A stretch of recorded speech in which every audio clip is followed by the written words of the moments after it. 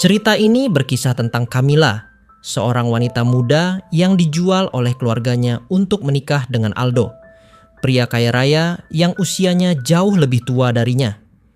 Awalnya Camilla berharap pernikahannya merupakan awal dari kehidupan baru yang membahagiakan. Namun ternyata yang ia dapatkan hanyalah sebuah penjara di mana ia merasa sesak dan terjebak. Di rumah terpencil di pedesaan Inggris itu, Camilla hidup di bawah kendali suaminya dan ayah mertuanya, Budiman. Suaminya yang memang tidak menyukainya, selalu menjaga jarak dan bersikap dingin. Memperlakukannya layaknya properti yang hanya cocok untuk dipajang, bukan untuk dijadikan pasangan. Sementara itu, sang ayah mertua terus mengawasinya dengan ketat, membatasi geraknya, dan menuntut kepatuhan tanpa syarat. Pria tua itu selalu menyalahkan Camilla untuk semua hal di rumah itu.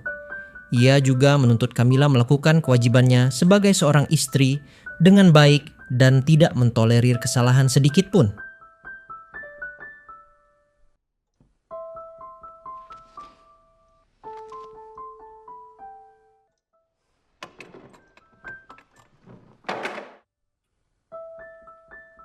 Hari-hari Camilla berjalan dalam keheningan, kesepian, dan pengekangan yang perlahan menggerogoti jiwanya. Keadaan mulai berubah ketika suatu ketika, suami dan ayah mertuanya pergi meninggalkan rumah untuk sementara waktu. Lalu satu hari, saat Camilla sedang istirahat di ruang tamu, tanpa sengaja ia mendengar suara ribut-ribut dari luar. Camilla bergegas ke asal suara dan menemukan para pekerja pria sedang melecehkan Anissa, pelayan wanita yang melayaninya. Camilla marah dan memaksa para pekerja ini untuk melepaskan Anissa. Saat itulah Camilla bertemu dengan Saipul, seorang pekerja kandang yang sangat kasar dan bersikap tidak sopan pada Camilla. Anehnya, sejak pertemuan itu, Camilla tidak bisa tidur. If I can explain. What was his name?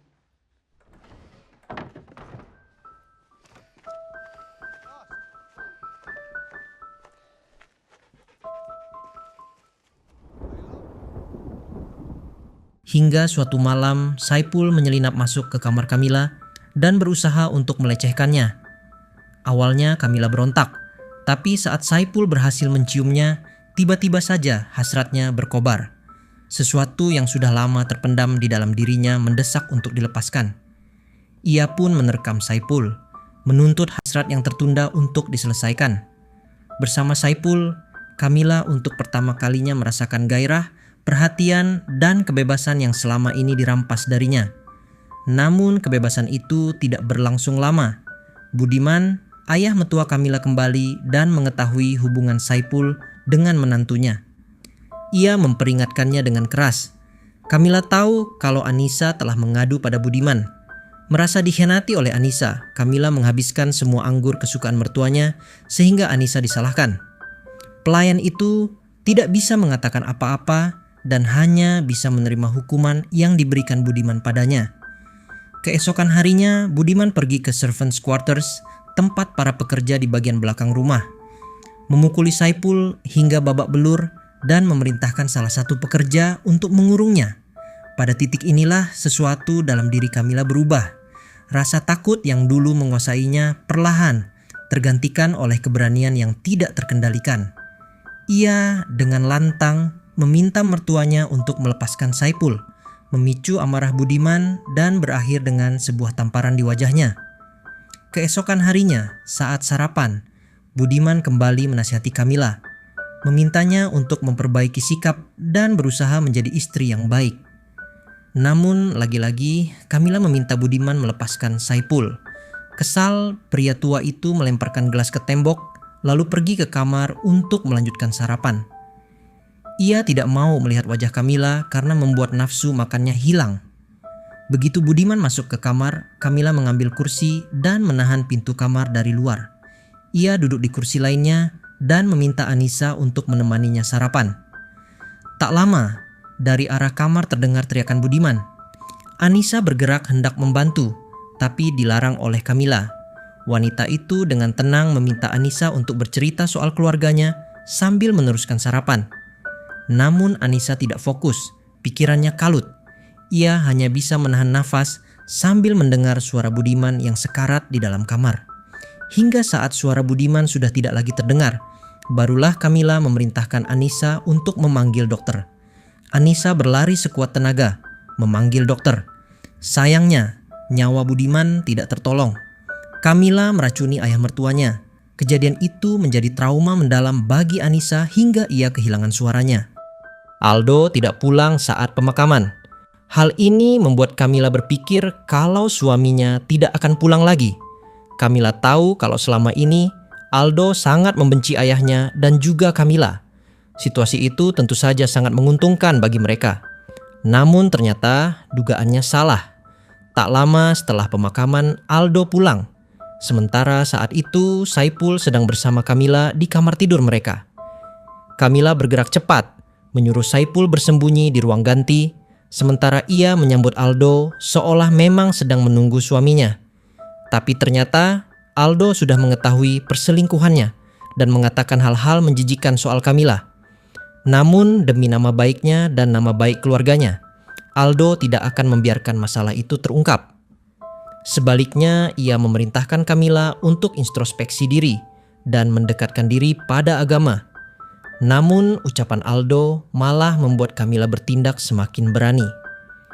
Ia menarik Saipul dari persembunyian dan melakukan hubungan intim di depan suaminya sebagai bentuk pemberontakan.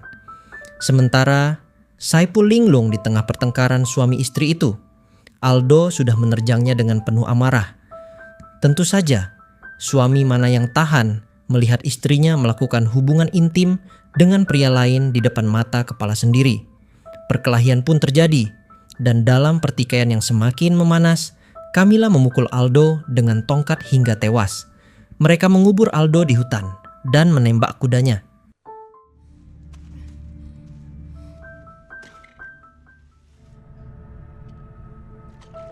Kematian Aldo membuat Saipul dihantui rasa bersalah. Tapi Kamila meyakinkan bahwa apa yang mereka lakukan adalah untuk mereka bisa bersama. Hari berganti, Aldo dinyatakan hilang dan dianggap sudah meninggal. Kamila menjadi satu-satunya pemilik rumah dan seluruh aset keluarga suaminya. Saipul pun tidak lagi tinggal di tempat para pekerja, tapi sudah menjelma menjadi seorang pria bangsawan dan tinggal bersama Kamila di rumah besar itu. Akan tetapi, masalah baru muncul ketika seorang wanita tua datang bersama anak laki-laki bernama Bayu, yang ia perkenalkan sebagai anak tidak sah Aldo. Kehadiran anak itu mengancam kedudukan Kamila sebagai pewaris. Di sisi lain, Saipul kesal karena ia harus kembali ke tempat para pekerja dan mengancam tidak akan bertemu Kamila jika anak itu masih ada di sana. Get off! Leave me alone! We can't find him anywhere.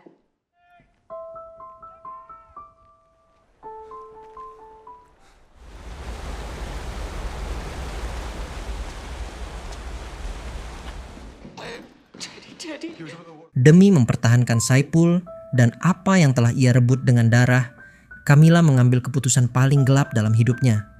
Mereka membunuh anak itu. Kamila menutup wajahnya dengan bantal, sementara Saipul memegangi kakinya hingga tewas.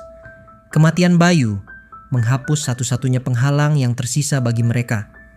Namun setelah serangkaian kematian itu, tekanan dan rasa bersalah mulai menghantui Saipul.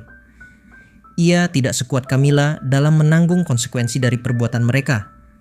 Ketika kecurigaan mulai mencuat, Saipul akhirnya mengakui keterlibatan mereka dan semua kejahatan yang mereka lakukan sebelumnya. Ia mengaku telah ditindas dan ditekan secara mental oleh Kamila. Namun di saat genting itu, Kamila dengan tenang menyangkal segalanya dan menimpakan kesalahan sepenuhnya pada Saipul dan Anissa. Ia juga mengkaitkan kematian Budiman dengan pemukulan yang dilakukannya pada Saipul dan pekerjaan Anissa memetik jamur. Ia menyebut Saipul dan Anissa mungkin takut hubungan mereka terungkap sehingga melakukan hal itu. Pada akhirnya, Saipul dan Anissa dibawa pergi untuk menerima hukuman. Sementara Kamila tetap tinggal di rumah besar itu sebagai pemilik sah.